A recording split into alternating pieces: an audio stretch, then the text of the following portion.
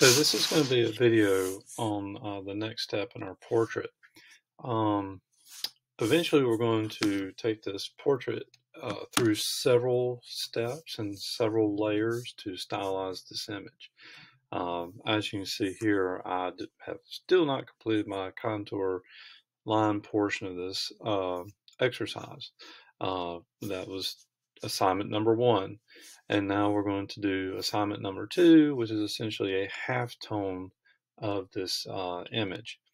So reason I have this image open is we're going to need to get back to the photo. So hopefully you save this in Photoshop, the PSD file, so that then you can reopen this and have all my layers over here so that we can get back to the original image. Okay. Now, because we're going to work off the same image, we need the same crop. Okay, so we can open this up in a new window, okay, or canvas by double tapping onto the layer that the photograph is on and go to duplicate layer. And where it says destination document, we want to click new and we're going to go OK. So now as you can see, it created a new tab and we don't have the layers over here because that's back over here in the original document. Okay. So what we're going to do with this now is we're going to delete the background. To do that, we're going to come over here to the quick selection tool and we'll have it on the plus. We'll make sure that that's selected. I'm going to increase my selection tool a little bit here. Now hopefully this should go pretty well with that color still in the image. It should be able to tell what is what in terms of what we want and what we don't want.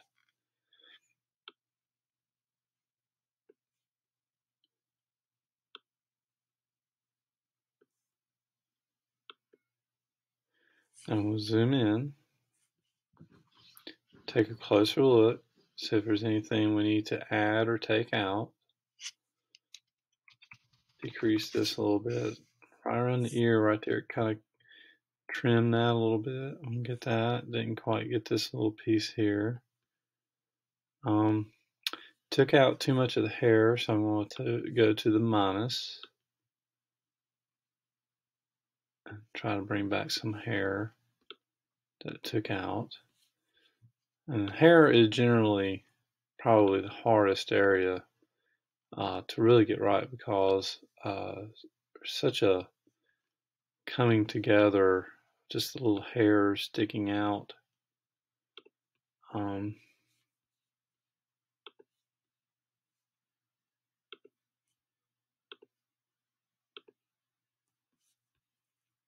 It's very finicky. Okay, I'm okay with that. Take some of this out.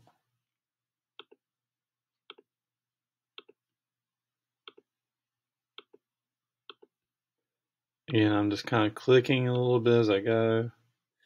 That's too much.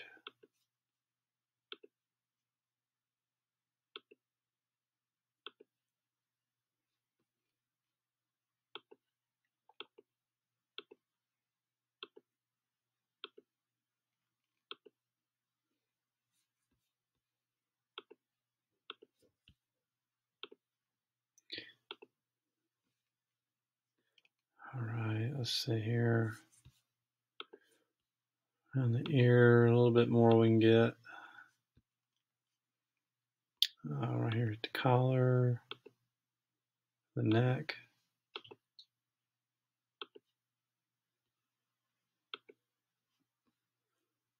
Okay. So I can go to refine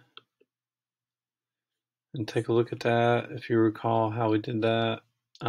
Now the background is the part that's selected, so that's why the portrait is red.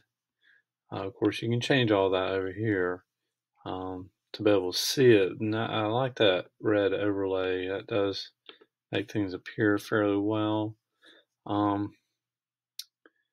the, let's see, which one is it? The shift edge is the one that really seems to kind of matter quite a lot. So I don't want to get much of the background, but I don't want to encroach on the image too much. That feels pretty good. Now, output's important that you want to keep it as a selection. Sometimes it goes to a new document or mask or any of that. Just make sure you have selection for your output.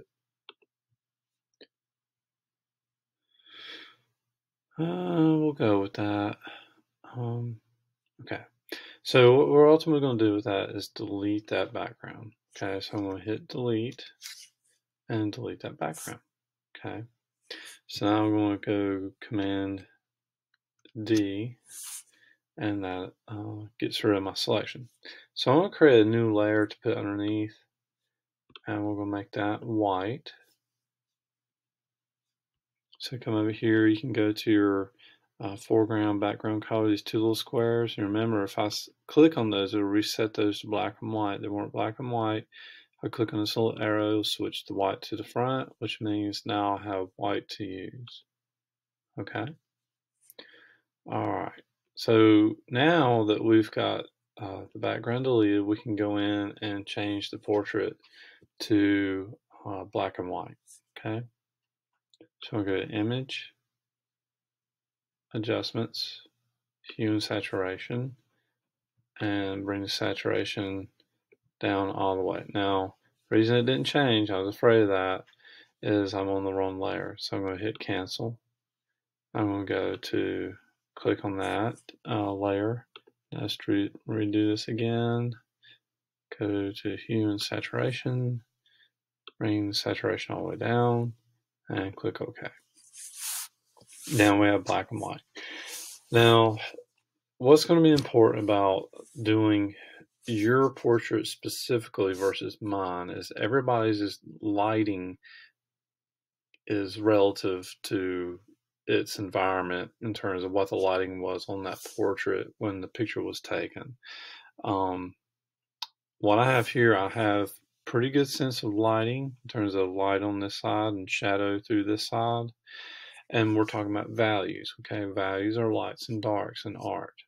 And we're also talking about contrast. Contrast has to do with the degree of light and dark differences. So just like his eyes are really dark and the skin here is fairly light, so that's fairly quite a bit of contrast and value, right, in terms of areas like that. Now, I have to say, overall, there's not a lot of value contrast in the portrait, okay? This picture was taken when he was under a shade, so for he's like in the shadow. It was really bright outside, though. It was a sunny day. So, still yet, we really need to bring up the values to make it pretty high contrast. So what I'm about to show you, you might have to do and undo in order to get the right effect in your halftone, which is what we're going to get to later, okay? It's very important that we get this step resolved so that we get a good halftone, okay? So let me demonstrate. So we're going to go to Image, and we're going to go to Adjustments, we're going to go to Levels. Now levels, this slider here affects my darks. This slider affects my lights, okay? And this slider affects my midtones. Now what I'm going to do is I'm going to increase or bring these closer together, the dark and the light, to make this a higher contrast image.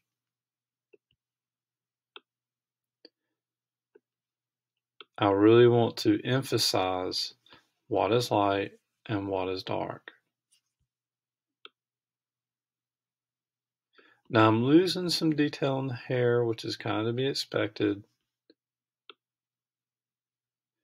In the end, we're going to really fairly much end up abstracting this image. That's what's going to result as. And again, this is just one step in a overall final image that we're going to create, okay? All right, so I'm going to also tell you that you may lose a contour, such as this edge And some of this edge, I think I got still some of the background in there. And so you can see that right there. But you can see right there where I lost my edge. That's likely going to happen in your image. And we can do something to resolve that. We can actually change this background to something kind of gray or something, if that makes you feel more comfortable to bring that edge back, okay? I'm not so certain if I'm really still have the value structure that I'm looking for just yet, so I'm going to go, I'm going to click OK on this, okay? And again, you may have to do and undo this whole process to get the image on the halftone just the way you want it. And right now, I feel pretty good about this dark area and this light area, even though we have really almost pretty much abstracted this image, okay? Since we did lose that contour, what I'm going to do is I'm going to go and select that bottom layer again, and let's make that some kind of a gray. We don't want to put color into it just yet. I say just yet because that is where we're going with that eventually. So I'm going to do some kind of really light gray and put that in the background. Now you might feel more comfortable that, oh, I can see my contours again. Okay, contours, by the way, are seen through differences in light and dark. But we just kind of put lines there because they're kind of implied, just so you know. Okay, so I'm going to click on back on the original layer, and here's where the halftone comes in. Okay, so I'm going to back on this just a little bit, and we're going to go to Filter, and we're going to go to Pixelate. Hope I'm not forgetting any steps, and we're going to go to Color Halftone. I did forget a step. Hit cancel. All right. We need to all be working off the same size image. Okay. I'm glad I caught myself. I knew there was something. See how my image is 4.5 inches, right? This way.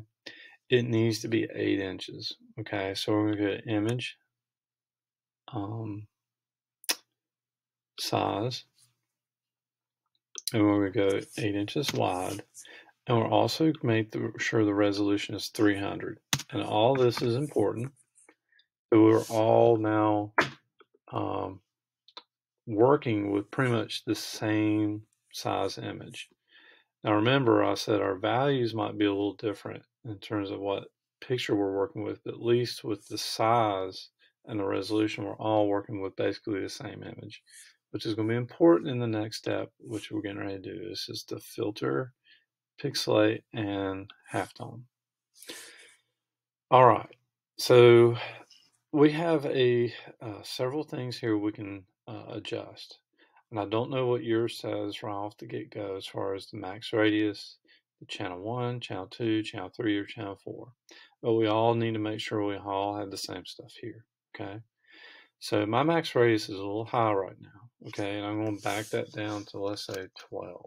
It was on 25, I'm going to put it on 12. Channel 1, 45. Channel 2, 45. Channel 3, 45. Channel 4, 45. I want everyone to have those numbers. 45 all in those, and 12 in the radius. And watch what happens. We'll click OK. All right, so let's zoom in and see what we resulted. So what we have is basically what used to be called in comic strips and printing a Ben-Day dot, essentially, stylization. This is something that's often used a lot in a lot of different graphics. You may have seen the animated Spider-Man where the halftone, the shadow and the shading is halftones, like this. And with screen printing, this is used a lot because in screen printing, to create a gradient, which really isn't possible because screen printing works off of basically it's either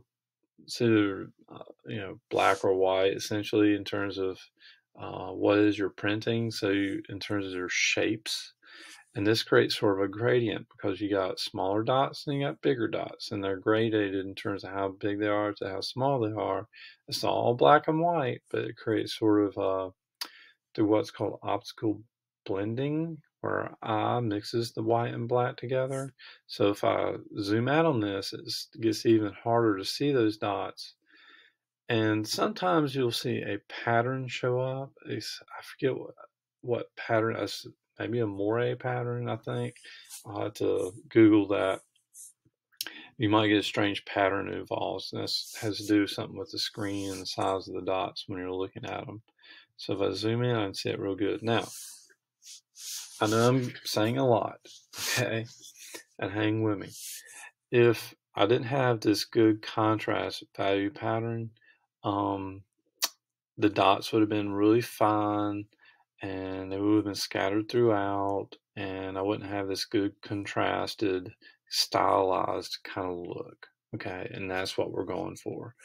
I know it's kind of abstracted, it's a little strange, but again, this is one step in a phase that we're doing for this portrait. Okay, so I feel pretty good about this because, again, I practiced this before I showed you this, but let me show you something that you can do, which I may actually like better. So let's Command Z. Okay, and now I'm going to go into Filter, Pixelate, Color Halftone, and I'm going to increase the size of my max radius. Let's just go with 16, just 4 more, and see what that looks like.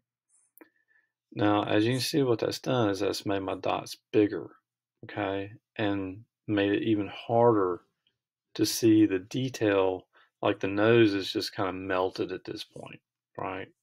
And the eyes are just getting kind of all blurred out and lost. So the resolution is really getting decreased by doing that. Now, by contrast, let me go Command Z and show you what if we had a low number. I'm going to go to Pixelate, Color Halftone, and let's do like 8. Now, it's almost like now it's a higher resolution in terms of my dots. It's much finer. It's also harder to see those dots.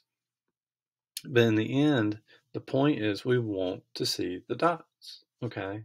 We're stylizing this image so that we can see the dots because that's going to be part of our process, our style that we're going to create, okay? Just hang with me. So I'm going to go back Command Z and let's go back to Color Halftone, and I like that 16. I feel pretty good about that. So that I still, I got a good sense of the nose on some level, but the dots are very apparent. And at this point, I can save this, and I may even go back and undo that and make the dots a little smaller. But in this part of the process, this is where we want things, okay? So we're going to just save this and turn this image in. We do want to save as a Photoshop file first, and then turn as a JPEG because we may go back. I may want to adjust these once I get into the later steps. Okay, so it's very important that we save this as a Photoshop file so that we can do that.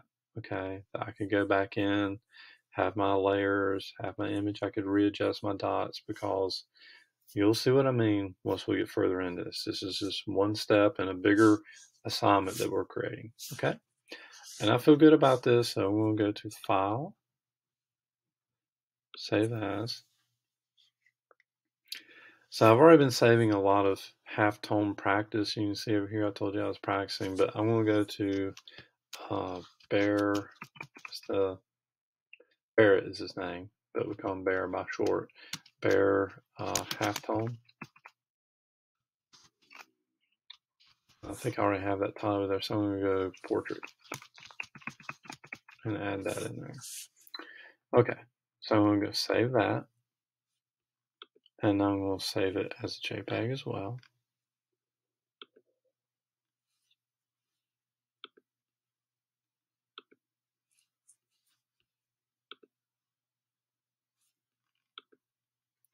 And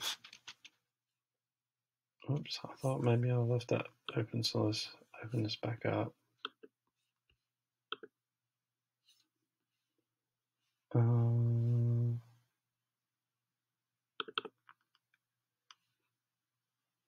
So where did I save that to?